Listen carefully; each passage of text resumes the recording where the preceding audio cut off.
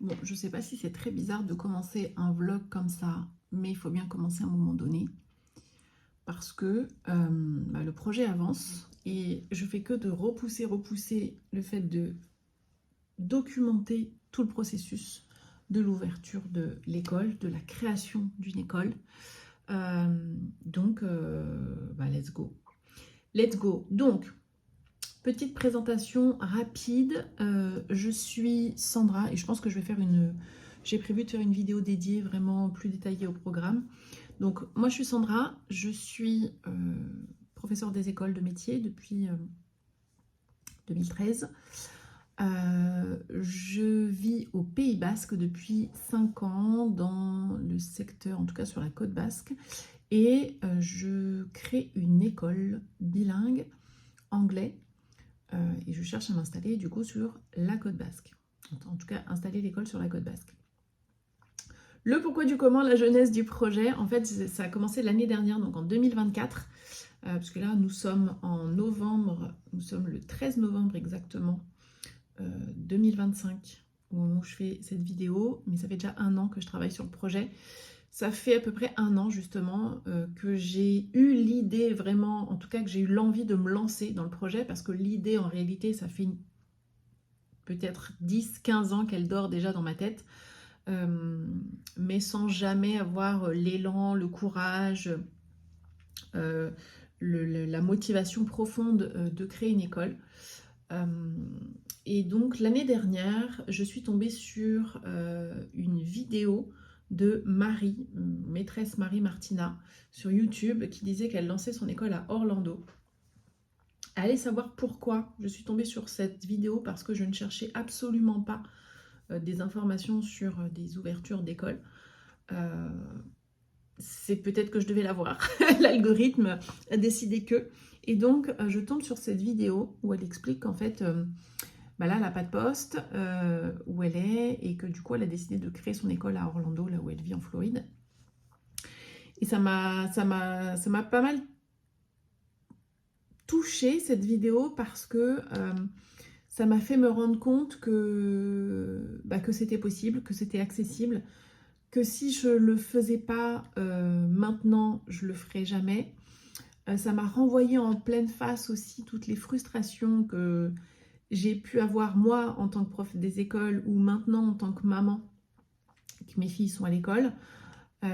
Et donc j'ai eu ce déclic aussi à ce moment-là où de me dire mais en fait c'est ça qu'il faut que je fasse. Ça faisait déjà 5 ans voilà, qu'on habitait, non, 4 ans, à l'époque ça faisait 4 ans du coup qu'on habitait sur la côte basque. Donc ça fait 5 ans maintenant. Ça fait 4 ans que je suis formatrice indépendante.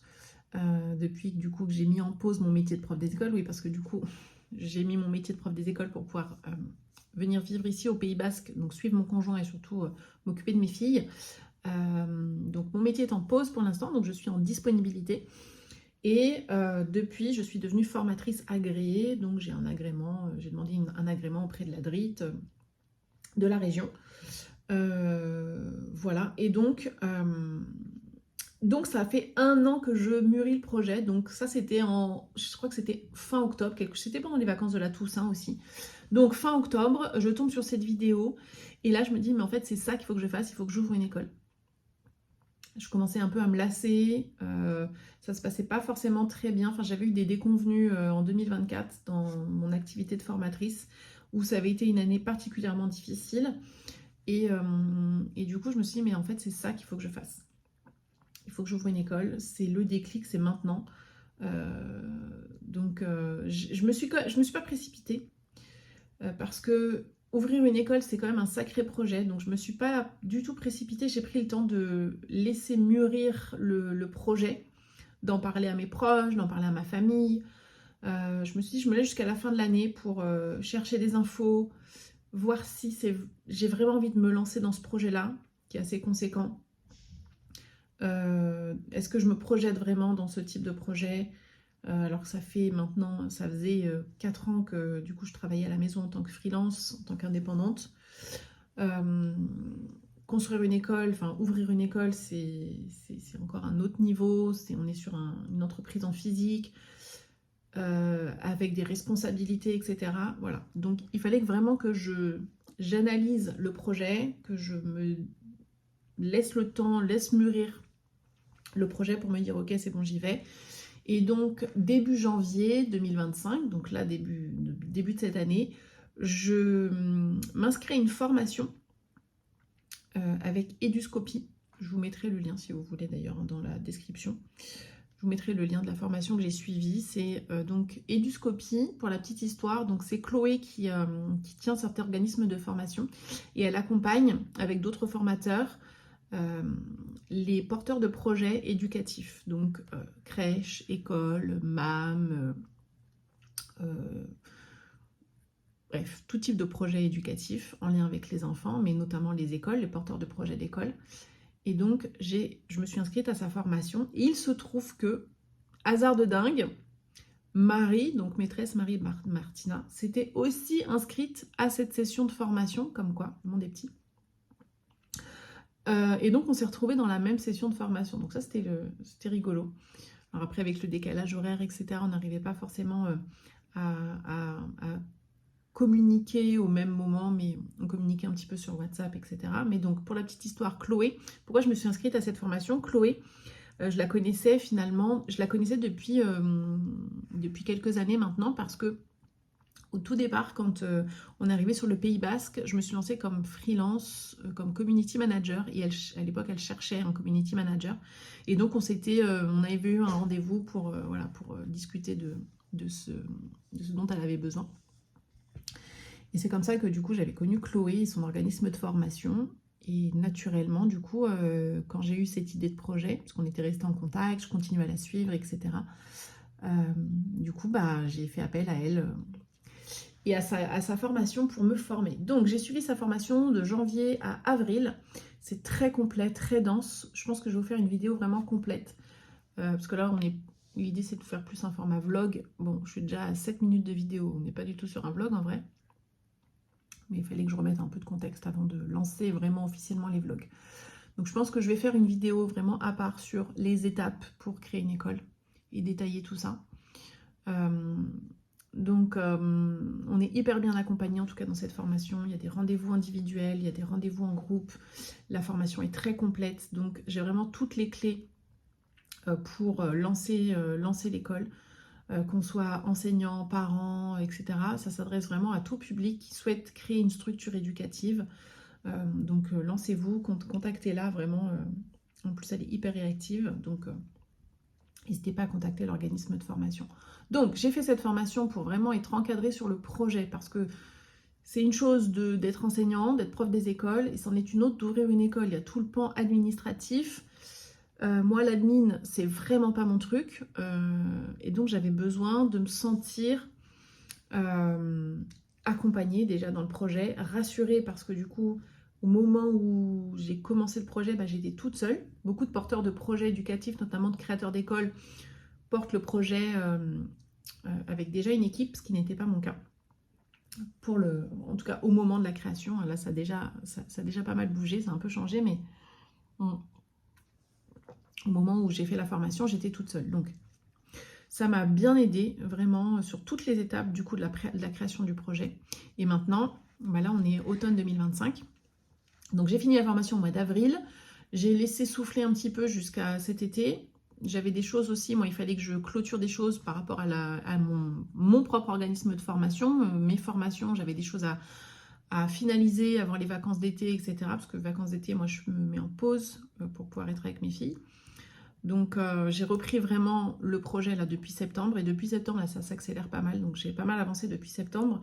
Et en fait, là, voilà, on est déjà presque mi-novembre. Le projet avance et j'ai toujours pas commencé à documenter. C'est vraiment quelque chose que je voulais faire. Donc, là, depuis septembre, qu'est-ce qui s'est passé du coup? Depuis septembre, donc tout début septembre, dès que je suis rentrée de vacances, j'ai créé du coup la structure. Il fallait choisir la structure juridique. Donc pour l'instant, j'ai créé une association pour lancer le projet. Et après, je verrai comment ça évolue. C'est vraiment la structure la plus simple et la moins risquée quand on ouvre une école, quand on commence une école. C'est aussi assez avantageux parce qu'on peut recevoir des dons, on peut émettre des reçus fiscaux. Donc c'est assez avantageux pour en tout cas un démarrage. Donc moi ça me rassurait. Au départ j'étais vraiment contre, je me suis dit non je vais créer une entreprise, je vais créer une entreprise. Ça me faisait un peu peur le statut associatif, je ne vais pas vous mentir, en étant toute seule je me suis dit, ma crainte en fait c'est que une association il faut la faire vivre. Qu'est-ce qui fait vivre une association? C'est les dons. Et donc, je me suis dit comment je vais faire pour faire vivre l'association en étant constamment dans la recherche de dons. Donc ça me faisait un petit peu peur. Et puis, je me suis pas mal renseignée sur le statut. J'ai regardé pas mal de vidéos aussi dédiées, etc., aux écoles aussi, au statut associatif ou au double statut. Au départ, j'étais même partie là-dessus, en fait. Au départ, je ne voulais pas du tout d'association. Je voulais juste créer une entreprise pour vraiment sécuriser aussi. Ma crainte aussi en créant une association, c'était de me dire que à tout moment, je pouvais être éjectée du projet, alors que c'est un projet que j'ai à cœur depuis très très longtemps. Donc pour moi, c'était vraiment un scénario inenvisageable. Et c'est le risque quand on crée une école au statut associatif. Donc je me suis dit, je vais faire un double statut, association et entreprise, pour sécuriser le projet.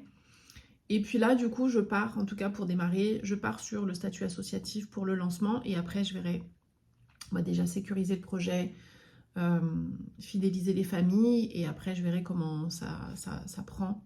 J'ai fait un rendez-vous avec un comptable au mois d'août, du coup, qui m'a expliqué un petit peu le fonctionnement sous les deux statuts. Donc, je peux tout à fait, par après, créer le statut entreprise pour la partie commerciale de l'activité. Enfin, voilà, donc je me suis dit, je commence comme ça, c'est le plus simple, le plus rapide aussi, parce que créer une entreprise, c'est quelque chose. Donc là, j'ai juste rempli le formulaire du coup de création d'association en ligne. Voilà, donc ça, je l'ai fait début septembre. Et j'ai reçu sous 15 jours, à peu près, 15 jours, 3 semaines, le récépissé. Non, ça a pris une semaine pour vraiment l'ouverture et après pour recevoir la validation, en tout cas de la parution au journal officiel, je vais y arriver. Ça a pris un peu plus de temps, peut-être 2-3 semaines. Donc ça c'était la première étape, créer la structure. Et depuis, ça s'accélère pas mal. J'ai pas mal bossé sur la partie pédagogique. Donc j'ai affiné le projet pédagogique. J'ai aussi rencontré une enseignante américaine qui du coup va faire partie de l'équipe, qui sera même responsable pédagogique du programme anglophone. Je vous en reparlerai, probablement que je vous la présenterai, etc. Pour l'instant, voilà, c'est tout frais. On est en train de mettre en place cette collaboration. Donc ça avance, ça avance. Là justement cet après-midi j'ai rendez-vous à la banque pour ouvrir le compte en banque de l'association, parce que tant que j'ai pas de compte en banque je peux pas recevoir de dons. J'ai prévu de faire une campagne de crowdfunding, donc il faut un compte en banque pour pouvoir le faire. Donc là c'est ça, mais depuis j'ai fait quoi? J'ai finalisé le business plan. Là, sur tout le mois d'octobre, j'ai avancé sur le business plan, donc là c'est bon, c'est fini. En tout cas, j'ai une première version qui est faite. J'ai fait des devis pour tout ce qui est matériel, aménagement des locaux. Je regarde tous les jours aussi les annonces. Je suis inscrite sur Le Bon Coin. Je me suis mis des alertes sur Le Bon Coin, sur Se Loger, etc. pour des locaux commerciaux. Mais en réalité, ça ne correspond pas trop à ce que je recherche, parce que la plupart des locaux de commerciaux n'ont pas d'extérieur. Et donc, pour une école, il me faudrait un extérieur. Donc, voilà. Donc je regarde tous les jours quand même les annonces que je reçois. Des fois il y a des cours intérieurs, etc. On ne le sait pas. Des fois il y a des terrains. Donc vraiment je suis ouverte à tout. Terrain, local, maison. J'ai mis des alertes aussi pour des maisons en périphérie des villes, etc. Donc on verra. Ce qui m'embête avec les maisons, c'est que il faudra faire... si on loue une maison... Pour l'instant, on part sur une location. Si on loue une maison, il faudra faire un changement de destination et le propriétaire peut ne pas être d'accord pour faire un changement de destination, puisqu'on transforme un logement particulier en local commercial. Donc, il faut faire des démarches auprès de l'urbanisme, etc. Enfin, c'est tout un truc. Et encore une fois, l'administratif, je m'en passerai bien. Donc voilà, donc pour l'instant je balaye tout, je suis ouverte à tout. J'ai aussi rencontré une nana extra qui accompagne aussi les porteurs de projets, mais plutôt à l'international, en tout cas qui ont des projets éducatifs à visée internationale. On s'est rencontrés pendant les vacances aussi là, de la Toussaint. Et elle m'a donné pas mal de pistes aussi pour les locaux. Donc voilà, il faut que j'explore ces pistes-là. Tout est possible pour les locaux, vraiment tout est possible. Là, pour l'instant, je me focalise sur tout ce qui est local déjà ERP, donc habilité à recevoir du public, pour avoir moins de travaux au démarrage, etc. Et je pense qu'après, l'idée, c'est après quelques années d'activité, c'est de pouvoir acheter directement des locaux. Mais j'en suis pas là. Déjà, on va lancer l'école. On va lancer l'école, on va fidéliser les familles, consolider le curriculum, voilà. Et après, on envisagera d'acheter des locaux pour agrandir. En, en gros, voilà déjà tout ce que j'ai fait. Donc là, ça s'accélère. Là, ça s'accélère parce que j'ai fait rentrer du coup une collaboratrice donc, pour la partie anglais.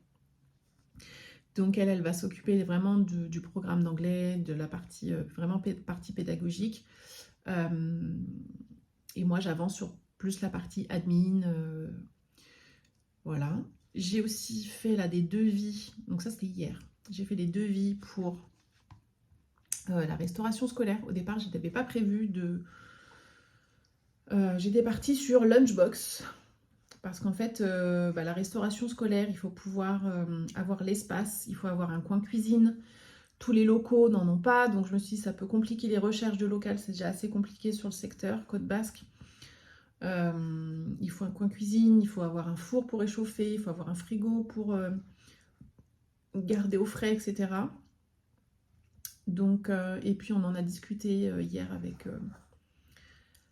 avec Elena et voilà, on s'est dit qu'on allait voir quand même pour intégrer une cantine scolaire. Donc, en tout cas, avoir un traiteur plutôt que des lunchbox. Donc là, hier, j'ai fait des devis. J'en ai encore fait un ce matin, là. J'ai trouvé un autre traiteur, donc j'ai envoyé un message pour poser mes questions. Et donc cet après-midi, c'est banque. Et les prochaines étapes, c'est quoi? Prochaines étapes, une fois que j'aurai ouvert un compte en banque, eh bien, c'est commencer la recherche de dons. Donc, pour le projet d'école, pour l'ouverture, je tape sur un budget minimum. Je pense que je ferai une vidéo dédiée, vraiment. Là, je ne vais pas m'étaler sur le budget, etc. Je pense que je ferai vraiment des vidéos détaillées pour chaque étape du projet, pour vraiment le budget, qu'est-ce qu'il faut prévoir, etc. Parce que ça s'ajoute aussi au fur et à mesure. Là, par exemple, au départ, je n'avais pas prévu de faire appel à un traiteur. Là, je fais quand même des devis pour voir. Il y a plein de choses auxquelles il faut penser. Donc, finalement, le budget, il se modifie aussi au fur et à mesure. Donc, je ferai une vidéo dédiée, je pense, au budget pour ouvrir une école au moment où le budget sera vraiment arrêté. Voilà, donc la prochaine étape, c'est la recherche de dons pour le financement et pour pouvoir louer un local parce que du coup, là, je pars vraiment de zéro. Donc, il faut des fonds pour pouvoir louer un local. Et dans l'idéal, il faudrait que le local soit mis à disposition pas trop tôt, parce que sinon ça veut dire qu'il faut payer des loyers d'avance que l'association n'a pas encore, puisque là, je commence tout juste la recherche de fonds. Vous voyez un petit peu le dilemme. Et tant qu'il n'y a pas de local, on ne peut pas non plus faire la demande la déclaration d'ouverture auprès du rectorat. Donc là, vraiment, je rentre dans le dur. C'est recherche de fonds, local, je vais faire les deux en parallèle. Et dès qu'on a le local, c'est les familles, commencer les préinscriptions. Et commencer les préinscriptions et ensuite faire la demande, la déclaration d'ouverture auprès du rectorat. Ça va être les 3 grosses étapes. C'est les fonds, le local, la déclaration d'ouverture et les familles. On va dire il y a 4 grosses étapes. Et parallèlement à ça, il faut travailler sur la partie pédagogique, évidemment, parce que ouvrir une école, c'est beaucoup d'administratifs, beaucoup de recherche, beaucoup de temps d'investissement. C'est d'ailleurs pour ça aussi que du coup, j'ai dû Là, jusqu'à maintenant, j'arrivais à cumuler du coup, travailler sur le projet en fond, puisque je travaillais surtout sur le projet pédagogique et sur me former cette dernière année. Donc j'arrivais à cumuler avec mon activité de formatrice, mais là c'est plus possible, j'y arrive plus. J'arrive pas à me concentrer sur et mon activité de formatrice et le projet, parce que le projet d'école demande vraiment beaucoup d'investissement en temps surtout et en énergie. Et donc là j'ai fait le choix de mettre en pause du coup mon activité de formatrice depuis le mois de septembre. Donc là je ne me rémunère pas. Et donc il ne faudrait pas non plus que j'ouvre dans 3 ans, parce qu'à un moment donné il faut remplir le frigo, hein, comme on dit. Donc voilà. Donc prochaines étapes, la banque. Je vais voir si j'ouvre un compte du coup dans cette banque. J'ai repéré une autre banque, donc je vais quand même les contacter aussi. Une banque qui est vraiment dédiée aux associations particulièrement, donc je vais voir. Je dois aussi recontacter le cabinet comptable parce que du coup, pour leur dire que du coup, je pars sur un statut associatif et j'aimerais bien leur poser des questions, notamment RH. Qu'est-ce qu'on peut faire pour la partie recrutement, association et recrutement, j'aimerais avoir des infos. J'attends aussi une réponse de l'URSSAF que j'ai contactée la semaine dernière. Pareil, j'ai posé des questions concernant le statut particulier des écoles privées hors contrat. Oui, parce que ce sera une école privée hors contrat du coup pour le moment. Et je pense qu'on restera hors contrat. Concernant les avantages en nature qu'on peut proposer aux enseignants. Donc j'attends la réponse. Ils m'ont dit qu'ils me répondraient sous 15 jours. Donc voilà, j'attends. En fait, c'est ça aussi. Tu fais beaucoup d'un... La différence, je vois aussi beaucoup de différence, c'est que par rapport à une activité en ligne comme je fais là actuellement, comme je faisais là actuellement, en tout cas pour mon activité de formatrice, c'est quasi instantané, les actions en fait se font assez rapidement, voilà, mais dès qu'on doit créer une entreprise, en tout cas un projet en dur, en physique, il y a beaucoup de démarches, il faut attendre après un tel, il y a beaucoup d'interlocuteurs. C'est frustrant et en même temps, il faut continuer à avancer. Donc parallèlement à ça, donc là j'avance moi sur plus la partie admin, réglementation, etc. Vraiment la partie financière, la partie administrative du projet. Et parallèlement à ça, je vais aussi avancer du coup sur la partie pédagogique du projet, évidemment, puisqu'il faut aussi préparer la direction. Je serai directrice de l'école, donc il faut que je prépare aussi tout ça, la partie donc direction, tout ce que je dois préparer en tant que directrice et tout ce que je dois préparer pour la classe. Donc il y a de quoi faire et l'idée c'est de documenter tout ça ici et de vous emmener avec moi dans ce projet. Donc là on est jeudi 13 novembre. Je ne sais pas quand j'arrêterai cette vidéo, ça fait déjà 23 minutes, donc j'aimerais bien que ce soit pas trop long, mais en même temps, il fallait passer par cette étape. Il fallait bien une première vidéo. Je vous ferai aussi une vidéo complète sur qui je suis, mon parcours, etc. détaillé. J'ai plein d'idées. Donc, c'est parti. Bon, du coup, ils ont été hyper rapides. Là, le message que j'ai envoyé ce matin pour une demande de devis pour de la restauration scolaire, ils viennent de m'appeler. Donc là, je vais les rappeler tout de suite.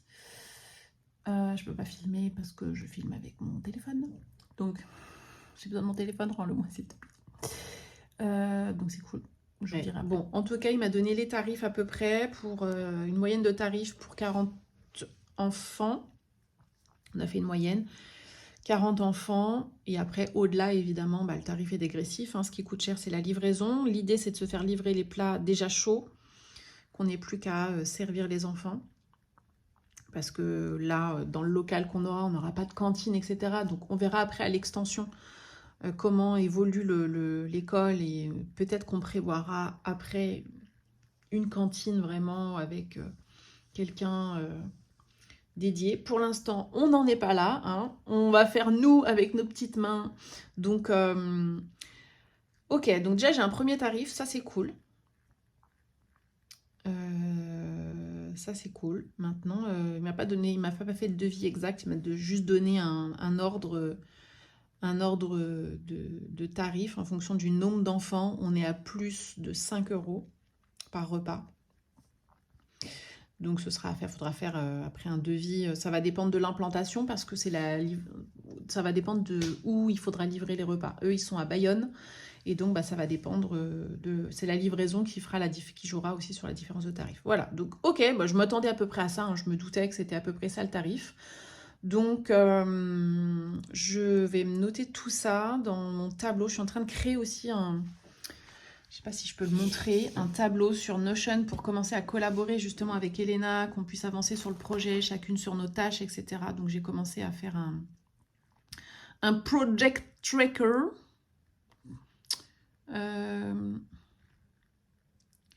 Et du coup, je vais me noter tout ça, tout ce qui est devis et tout, il faut que je centralise. Bon.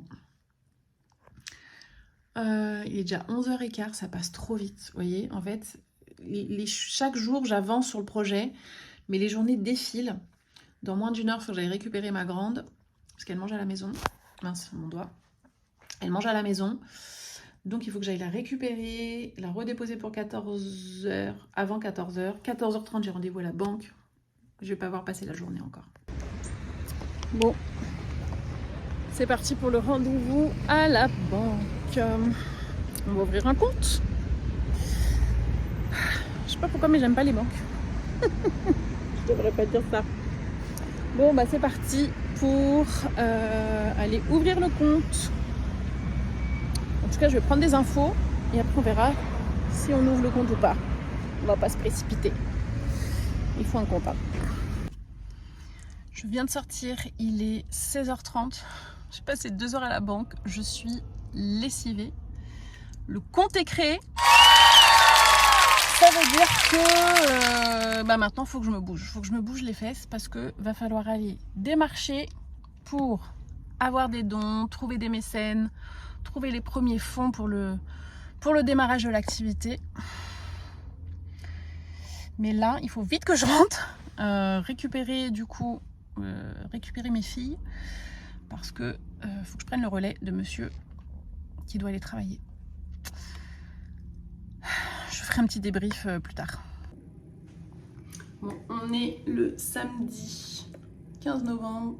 Je te remets droit.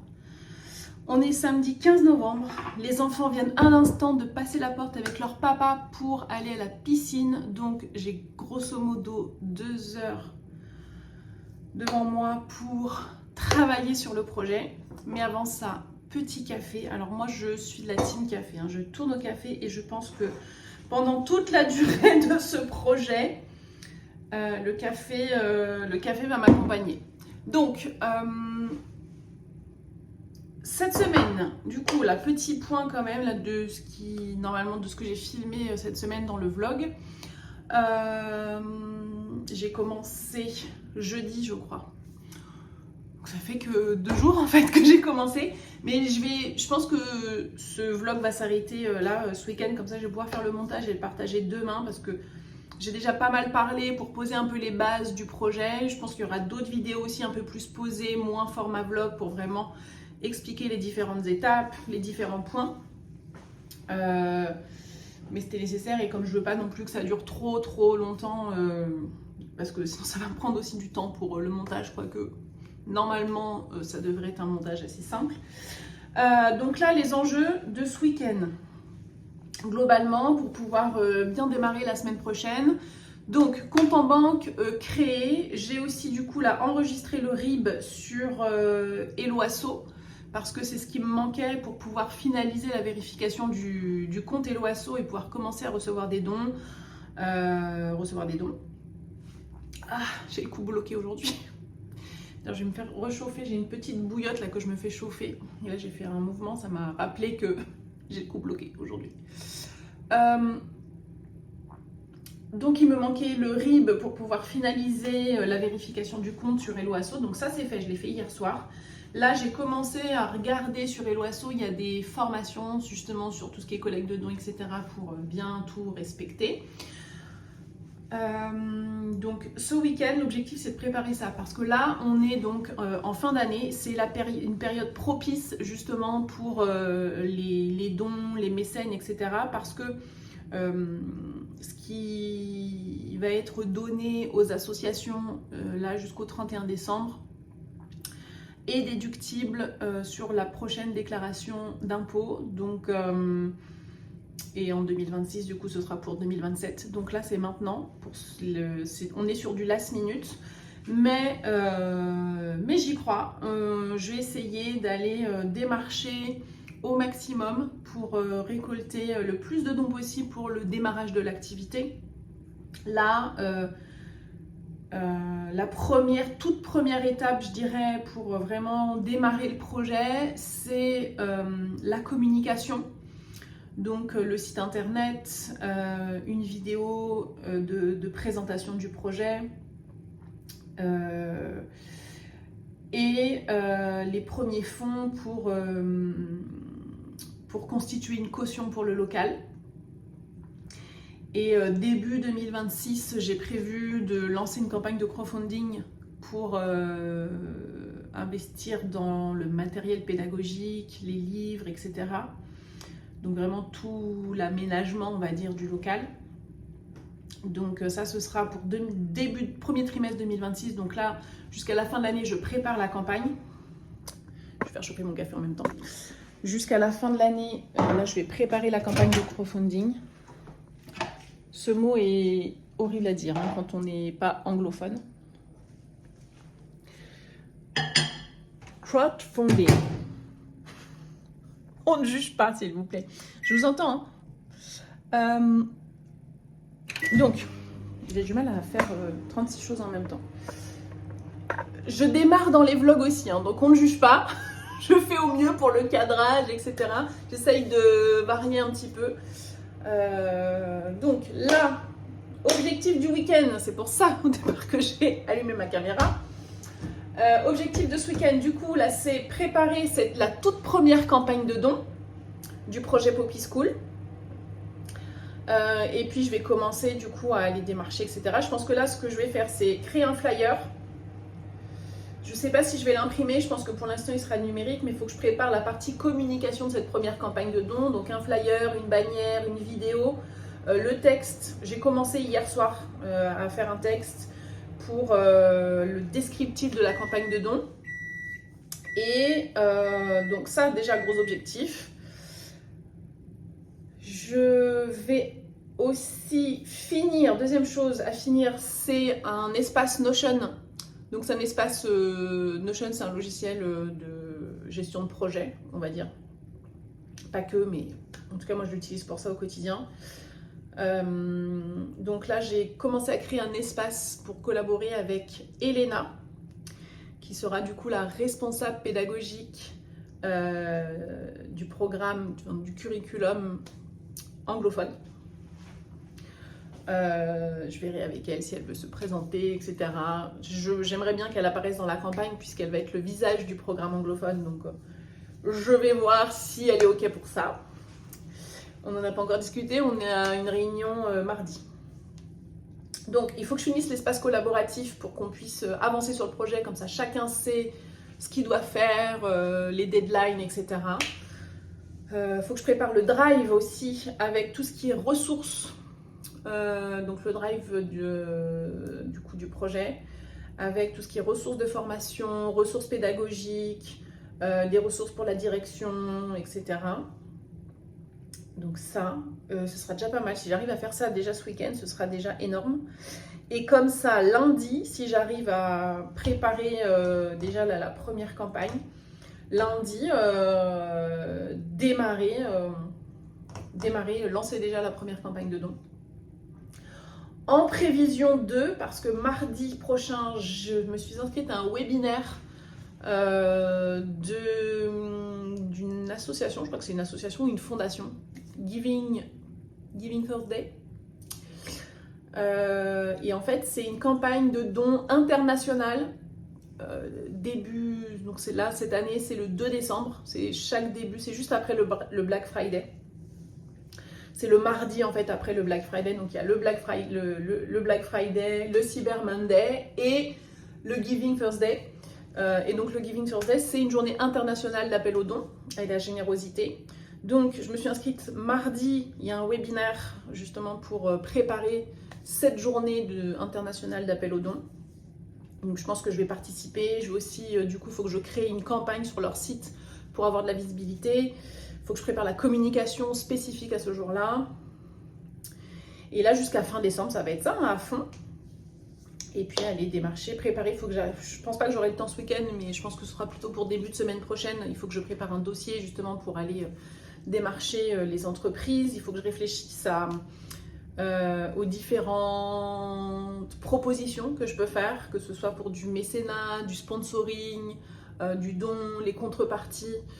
Ça sera plus pour la campagne de crowdfunding, les contreparties. Mais par exemple, quand on fait un partenariat avec une entreprise, il y a souvent une contrepartie parce que c'est souvent un partenaire commercial. Par exemple, je sais pas moi, si je vais démarcher Carrefour, et bien c'est souvent c'est souvent sous forme de partenariat. C'est un partenariat commercial. Souvent, ils demandent à ce que leur logo soit sur le site, etc. Donc voilà, il faut réfléchir aux contreparties, à ce qu'on peut proposer nous à notre échelle. Il faut que, si j'ai le temps, j'ai tellement de choses à faire, il faut vraiment que j'arrive à structurer et que je finalise cet espace, parce que là, pour l'instant, tant que j'ai pas finalisé l'espace Notion, ça part, j'ai tout dans ma tête, toute ma to-do, là, toutes les petites cases à cocher, elles sont dans ma tête. Et donc là, il faut que je pose ça parce que sinon, je pars dans tous les sens. Donc là, pareil, pour la campagne de dons, il faut que je commence à lister. Donc je vais préparer le tableau, je pense que je vais me faire un Google Sheet. Il faut que je me prépare ça pour commencer à lister tous les contacts, pour envoyer les emails pour la campagne de dons. Et voilà, ce sera déjà pas mal pour ce week-end. Ce sera déjà pas mal pour ce week-end. Que je réfléchisse. Oui, c'est tout.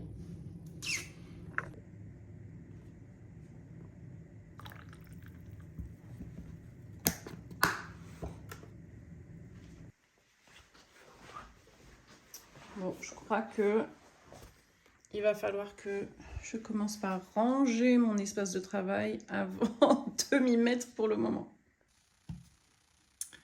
Bon, je viens de me mettre au bureau du coup et je suis trop contente, je viens de voir que j'avais reçu un nouveau formulaire, donc on va regarder ça. Donc le formulaire, en fait, je l'ai mis en place pour essayer de recueillir un maximum de besoins et d'adapter du coup le projet Poppy, donc Poppy School, au plus près, en tout cas, autant que possible des besoins des familles. Et donc là, j'ai regardé rapidement.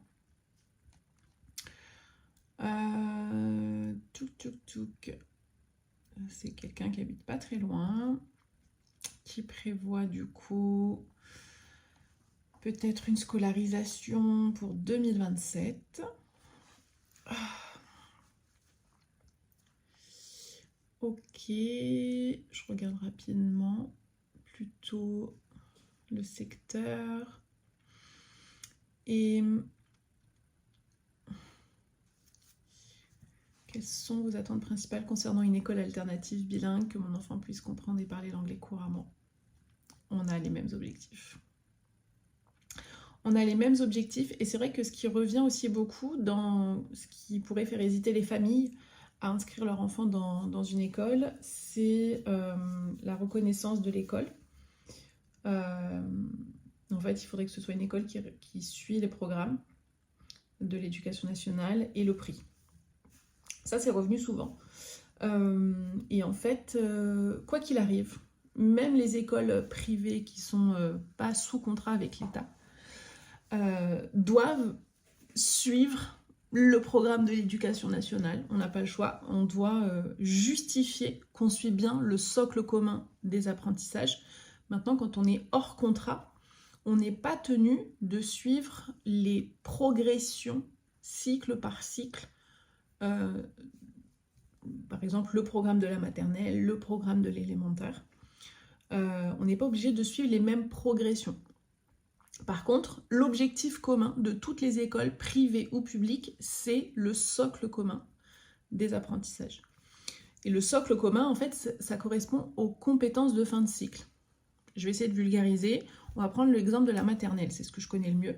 Donc, maternelle, dans le public, on a donc tout en haut, on va dire dans l'échelle des programmes, on a le socle commun. Le socle commun, c'est en fait toutes les compétences qu'un enfant doit avoir acquis à la fin de sa oui c'est ça, à la fin de sa scolarité, c'est-à-dire ce sont les compétences de fin de collège. Jusqu'à la scolarité obligatoire, donc jusqu'à 16 ans. Donc ça, c'est les grands objectifs. Dans le socle commun, en fait, les compétences du socle commun sont déclinées par cycle. Le cycle 1, qui correspond à la maternelle, le cycle 2, grande section CP-CE1, le cycle 3, CM1, CM2, enfin, CE2, CM1, CM2, et le cycle 4, 4 et 5, pardon, qui correspondent au collège. J'ai moins l'habitude du collège, hein, pardonnez-moi. Il va falloir que je m'y mette parce que on projette d'ouvrir ensuite, dans la continuité, d'ouvrir un collège avec le... Voilà, d'ouvrir un collège. Par après, on va pas s'emballer, on va déjà ouvrir l'école. Donc, tout en haut, ça c'est le fil rouge de toutes les écoles, privées ou publiques, on est obligé. Et d'ailleurs, quand on se fait inspecter, l'inspecteur va vérifier qu'il y a bien correspondance entre ce qu'on fait en classe et le socle commun, qu'on est bien en train de viser les compétences du socle commun. Ça peut rassurer les familles. Et je pense que j'en reparlerai du coup dans la communication parce que je vois que ça revient souvent. Donc quoi qu'il arrive, qu'on soit privé hors contrat ou privé sous contrat, je reviendrai sur la différence entre les deux, mais je vais m'enlever ça, je vais le mettre de l'autre côté. Le temps que ça passe. Qu'on soit privé sous contrat ou privé hors contrat, on est tenu de suivre de toute façon le socle commun. Donc on est de toute façon reconnu par l'État parce que on a fait une demande de déclaration d'ouverture auprès du rectorat et qu'on est soumis à autorisation du rectorat pour pouvoir ouvrir. Donc on doit du coup répondre à un certain nombre de critères avant l'ouverture. Et ensuite, pour pouvoir maintenir ce droit d'être ouvert, il faut respecter d'autres critères. Il y a vraiment un cahier des charges très précis. Le socle commun en fait partie. Donc, privé ou public, quoi qu'il arrive, on est reconnu par l'État. Et les contrôles des inspecteurs, leur rôle, c'est de vérifier qu'on suit bien les compétences du socle commun. Et après, si on le souhaite, on peut s'appuyer sur les programmes de l'éducation nationale qui sont un bon apport. En tout cas, ça permet d'avoir une trame et un bon fil rouge sur toute la durée de la scolarité. Donc ça permet donc je disais, il y a le socle commun, ensuite il y a les programmes de l'éducation nationale, ensuite on a les progressions. Les progressions, en fait, c'est en gros classe par classe, même période par période, les objectifs en fait à atteindre, les compétences un peu visées et à travailler pour atteindre les compétences du socle commun. En fait, c'est quelles sont les différentes étapes. Les progressions, c'est vraiment découper la compétence du socle commun en sous-compétences et en sous-sous-compétences, on va dire. Et après, notre rôle d'enseignant, c'est de se dire, ok, pour travailler telle compétence, qu'est-ce que je vais mettre en place? Ça, c'est le rôle de l'enseignant. Et donc, on a toujours en ligne de mire le socle commun. Donc, ça répond à la question, être reconnu par l'État. Quoi qu'il arrive, si une école ouvre, c'est qu'elle est reconnue par l'État, c'est que ça a été validé par le rectorat, c'est qu'on répond à des critères très précis et exigeants, et ensuite on est contrôlé par les inspecteurs pour vérifier entre autres, qu'on respecte bien le socle commun. Et les programmes de l'éducation nationale, c'est une trame supplémentaire. En revanche, quand on est sous contrat avec l'État, on est obligé de suivre les programmes de l'éducation nationale et de suivre les progressions de l'éducation nationale. Ça, c'est la différence. Dans les écoles hors contrat, on n'est pas obligé de suivre les programmes de l'éducation nationale. On peut s'appuyer dessus, mais généralement, les écoles privées hors contrat qui ont en plus fait le choix d'avoir une approche pédagogique alternative plutôt que traditionnelle comme on peut l'avoir souvent en école publique, pas tout le temps, mais souvent en école publique. Souvent les compétences sont plus rapidement en fait atteintes parce que on a moins justement cette sectorisation et cette fragmentation des classes d'âge. Souvent les enfants sont d'âge mélangé et donc du coup ils progressent aussi plus vite. Ça c'est un autre sujet. Donc ça et autre chose qui revient quasi systématiquement dans les formulaires, c'est la question du prix. Il va falloir que je fasse, je pense, une vidéo complète sur le prix parce que c'est le sujet tendu du projet. Le prix, le coût, combien ça coûte d'ouvrir une école, qu'est-ce que ça coûte d'être une école privée hors contrat. C'est presque le prix, j'ai envie de dire, le prix de la liberté pédagogique. Quel est le prix de la liberté pédagogique ? Grosso modo, quand on est sous contrat avec l'État, l'État prend en charge la masse salariale des enseignants et quand on est hors contrat, bah, on doit tout payer. Voilà, tout simplement, de la poche de l'école. Mais par contre, la contrepartie, c'est que on doit suivre les programmes de... Enfin, voilà, il y a aussi une contrepartie, on doit suivre les programmes de l'éducation nationale. Ça présente des avantages, mais il y a aussi des inconvénients. Ça dépend quelle est notre vision, voilà, de ce qu'on a envie de mettre en place, quel est le projet pédagogique. Et de toute façon, quoi qu'il arrive, même si on avait envie de demander un contrat avec l'éducation nationale pour que l'éducation nationale prenne en charge la masse salariale des enseignants, il faut 5 ans d'ancienneté pour demander un contrat, pour le demander. Pas dit qu'il soit accepté, mais en tout cas pour demander un contrat avec l'éducation nationale, il faut 5 ans d'ancienneté puisqu'il faut pérenniser l'école avant que l'État s'engage à financer les salaires.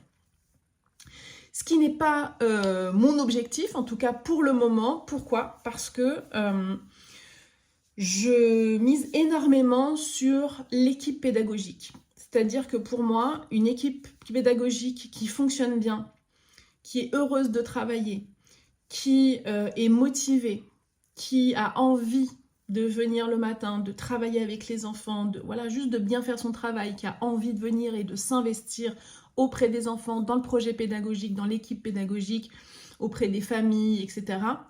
C'est des enseignants qui sont bien payés, qui sont récompensés, qui sont motivés à venir travailler, qui ont des avantages aussi. Donc, ça, pour moi, c'est la base. C'est vraiment valoriser l'équipe pédagogique, bien payer les enseignants. Parce que si je devais suivre la grille des salaires des écoles privées hors contrat, les enseignants seraient payés au SMIC. Et je suis désolée, mais ce n'est pas normal quand on a un bac+5, quand on a une expérience à valoriser, quand on a des diplômes, quand on a fait des formations, quand on a des connaissances et des compétences, ça se valorise et ça ne se valorise pas au SMIC. C'est mon point de vue. Et donc, j'ai fait le choix, dès le départ, de positionner du coup les salaires de mes enseignants au-dessus de la grille des salaires des écoles privées hors contrat, mais aussi au-dessus de la grille des salaires de l'éducation nationale. C'est un choix c'est vraiment un choix de valoriser le travail des enseignants de cette manière, de les positionner au-dessus, et c'est une manière aussi pour moi de fidéliser aussi l'équipe parce que j'ai pas envie qu'il y ait un turnover régulier. Je veux que l'équipe soit soudée, qu'elle reste vraiment sur le long terme, qu'on puisse vraiment avoir une vision sur le projet, que les enfants puissent aussi avoir des référents qui soient toujours les mêmes. Voilà, donc pour moi, ça repose là-dessus. Pour avoir été moi-même dans l'éducation nationale, c'est le sujet qui revient quasi systématiquement quand on est dans l'éducation nationale et qu'on vit les choses vraiment de l'intérieur. La question des salaires, c'est récurrent. C'est souvent d'ailleurs les sujets, les raisons des grèves, c'est les salaires. Combien de fois j'ai acheté du matériel avec mon salaire, j'ai acheté du matériel, payé des sorties, payé une photo de classe pour un élève, enfin voilà, bref, peu importe. On met souvent de notre poche. Et c'est pas normal. C'est pas normal. Bref, je crois que je ferai une autre. Mais tout ça pour dire qu'il faut que je fasse une vidéo, je pense, sur qu'est-ce que ça coûte réellement, les coûts. Peut-être vous détailler dans les grandes lignes le projet pédagogique et puis le budget.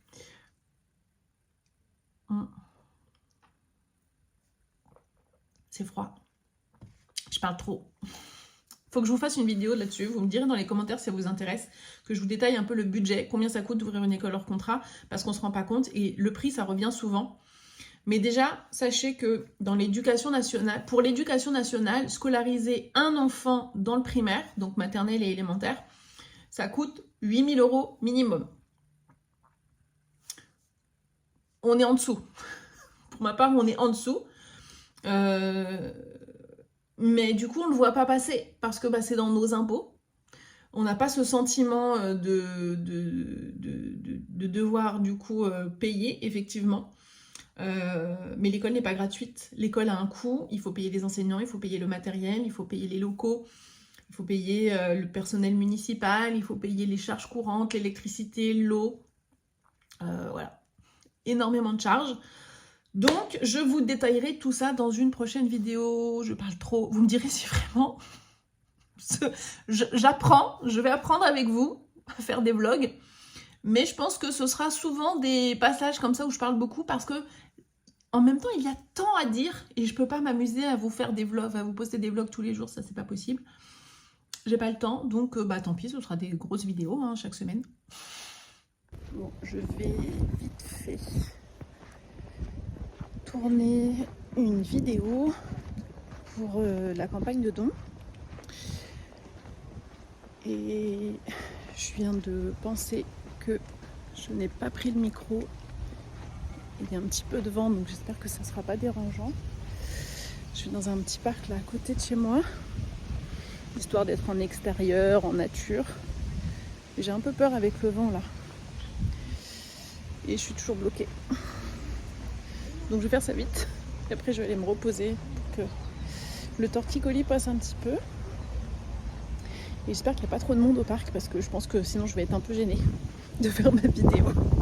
Est-ce que quelqu'un peut me dire pourquoi j'ai eu la bonne idée d'aller dehors pour tourner une vidéo pour la campagne de dons? Il y a du bruit, il y a du vent, il y a du monde, c'est gênant. J'ai un torticolis. Je rentre.